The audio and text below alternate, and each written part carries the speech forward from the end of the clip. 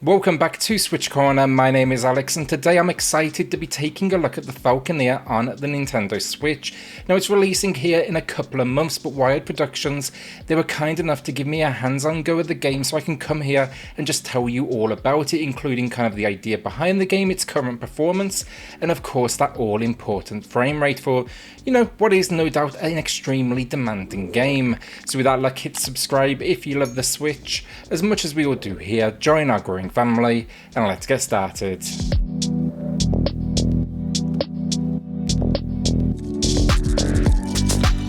So the Falconeer, it has been out for some time now on the Xbox, but just as a heads up, this is very much a preview, not a review.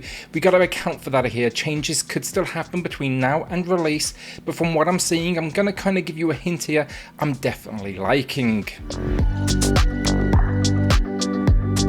Story here in the Falconeer, it's set in a fantasy world, an oceanic world in fact known as the Great Earthsea. Now you will be a title Falconeer, an airborne warrior that sits atop a warbird. It's pretty much as badass as it sounds, honestly, but you're going to be diving into this open world, meeting the locals, completing quests, battling it out with pirates, all with the aim of uncovering kind of the mystery of this world, its people and history, with multiple campaign paths to work through, though different class warriors, and then main and side quests as well. It has a whole lot of story in here that just kind of, it demands you explore. It can kind of be as light on the story or as heavy as you want it to be.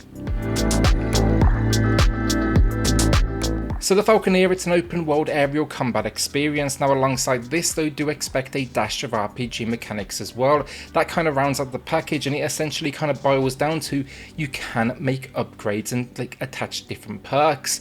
At this point though, the gameplay feels solid, and having played it on the Xbox previously, they've got the controls down, and it gave me a very similar feeling to that first playthrough, which is there's this balance of freedom to the gameplay. It's almost chill moments that are punctuated with combat. The fact the game just has main quests, so optional side quests, locations to explore and uncover, secrets to find. Across the board, the game just plays into a sense of freedom, and it very much drives to you wanting to basically go out of your way to see what is happening around you. The winner here though, as fun as that combat is, it's the game's world. It's just the piece of the puzzle that for me is making my time with this one such a pleasure to explore. These sandbox locations, they just seem to have so many secrets and things to uncover. Cross a new important location though, in a quick little animation it will play out, and the game will tell you how many areas of interest remain. It's not honestly dissimilar to that setup of Assassin's Creed. It's also about as addictive though. Now I'm a big fan of this kind of reward exploration model. It doesn't feel like it's simply designed to artificially extend runtime. It just feels significant, and it's gonna reward those that put the effort in. Me saying that though, for many of you, no doubt the big question is, but how is the combat and the all-important flying? And I'm going to tell you first off, it takes a little while to get used to it. This is a living, breathing bird you're piloting, not, a fighter jet. But once you get its control system down, it feels great. Well, just unique enough that I can't quite name a flight sim that feels like it. It's almost like Ace Combat meets Flower for anyone who played that small piece of genius back in the day on the PlayStation. The combat itself though, it's relatively traditional. A shootability movement is then controlled with the left stick, and then there is a dodge, roll and dash for speed that is attached to the left trigger. These two particular maneuvers, they are attached to what can only be described as a stamina bar that you will find at the bottom of the screen. This is kind of where things get a little bit different and interesting. To build this up, you must swoop down, and here's where almost all the rhythm of flight comes into play, as you find techniques to maximize speed as well as ability in combat, because dodging is going to be extremely important when you have a barrage of enemy fire heading your way. Alongside this core combat then, the game quickly introduces what is a heavy attack, and to charge this you're going to be collecting dangerous things like lightning, so yeah, you're going to be flying headfirst into a storm. It's all very much part of the gameplay loop, but I actually love these moments. They for sure capture that sense of danger, but almost, otherworldly. Typically in life you run the opposite way, not headfirst into it. The controls though, the movement especially, as I said, it's going to take a little bit of practice, but once it comes together, it's absolutely a system that becomes almost second nature. It's also extremely rewarding. Movement doesn't normally give you that sense of reward, but here you can't help but feel that pride in getting from location A to location B in record time. One area I would love to see come full release that I'm not seeing in this preview build though is going to be motion controls. I feel like for targeting potentially it could be a real winning formula. I'd love to see something put in place to expand on what may be, let's face it, one of the Switch's best features. One thing they do have though that I weren't quite sure if I'd see this early on was HD rumble, though it's definitely down. Even in the menus you start feeling it, and I've got to say it definitely builds on the experience. With multiple campaigns though, tons of missions and side quests, there's a decent chunk of content here. Come full release in August, so you can actually look forward to all the extra content coming alongside this Switch release. As this release, it is titled the Warrior Edition. Now I do want to point out here, I had no access to this extra content, only the base game itself that's been on other platforms. But that Warrior part of the name means we can expect 2 additional DLCs. They are what's known as the Hunter and then Edge of the World. This will add in a new warrior class, a dragon, new rockets, 3 new side quests, and new boss encounters as well. So visually I'm impressed. It's for sure a noticeable difference, but you need to remember this was a Series X release and it's a decent little demo disc of the power of that system, thanks to just some stunning locations, and it's kind of spin almost on the cel shaded formula. The character models that deliver the story, top left of the screen, they kind of add context with missions. A little kind of unusual in their design honestly, but they get the job done. But what I love is just this expansive ocean. The animation of the water is spot on, and throughout you'll come across things like different vessels, different air-based friends and enemies of course, and land. You'll see on the Switch some pixelation for sure, but if that was the cost for 60 frames per second, that is more than fine with me.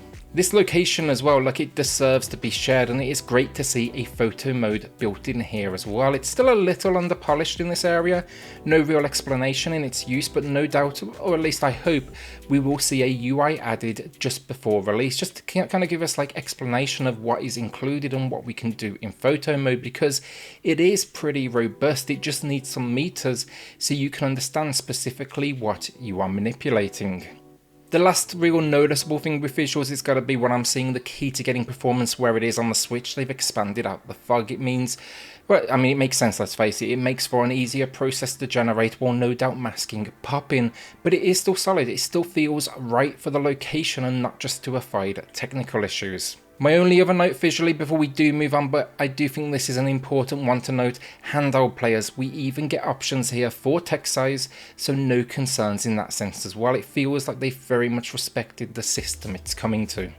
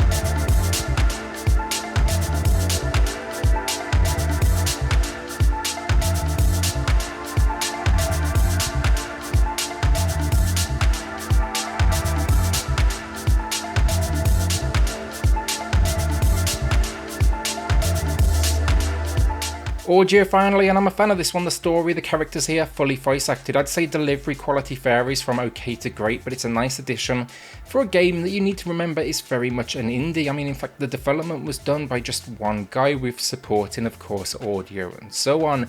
The real winner though has to be the soundtrack. It is award-winning, and rightly so, with some incredible soundscapes and just additions that kind of enhance this journey. Again, look, not a review, but from what I've seen, this is a game that should absolutely be on your radar. If you want to get a feel for the overall experience, I'd say for sure check out some reviews from the Xbox release. But remember, this video will be expanded on with, of course, that new content.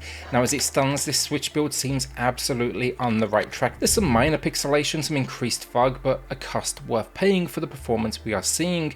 And right now, it's just clearly playing into the system's strengths. The addition addition then of things like motion controls, that could be an awesome thing if they can kind of figure out a way to pull it off. Otherwise though, if you fancy some aerial combat on the Switch, then this should absolutely be on your wish list. You can of course then expect a full review from me come release in August, and hopefully it's all as good as it seems to be, you know, this far. In that review as well, I'll of course be tackling that extra content it is bringing to the table. Is this one you're excited for though, and after today, is it going to be going onto your wish list for a day of release by? Even has anyone played it before on the Xbox? If so, how do you think it compares? Because for me, it's more than respectable as a ports go so far. From looking at the options, you know, the UI, small things like that, just adjustable text size, it feels like a very insignificant thing, but at the same time it makes it very clear this is a thoughtful port that's getting the attention and time it deserves.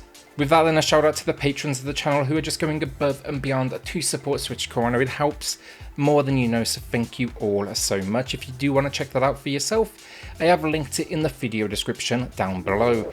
Then hit subscribe if you love the Switch as much as we all do here. Join our growing family, and I'll see you all on the next video. Thanks everyone.